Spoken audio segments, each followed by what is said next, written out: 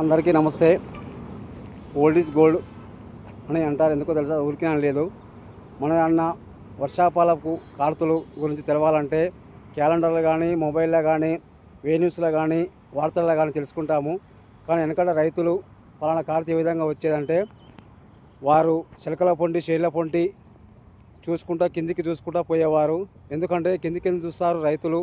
చిలకల పొంటి ఏం తెలుస్తుంది కార్తుల గురించి మీరు అనుకోవచ్చు. చిలకల పొంటి ఏం తెలుస్తుందంటే మీకు చూపిస్తాను చూడండి.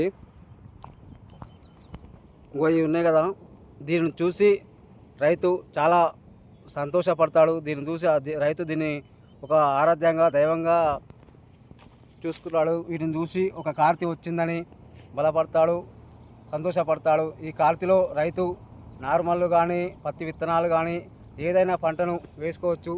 వర్షాలు సకాలంలో పడతాయి. వీటిని చూసి రైతు కళ్ళల్లో సంతోషం ఉంటుంది. వీటిని చూసి రైతులు ఆరాధ్యంగా కొలుస్తారు. కార్తీ వచ్చేసింది, మనకు పని పడ్డది అని ఈ యొక్క కార్తీ పేరు దీనికి పెట్టారు.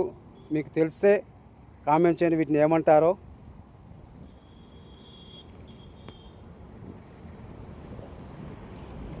చూడండి ఎంత ముద్దుగా, ఎంత చక్కగా ప్రకృతి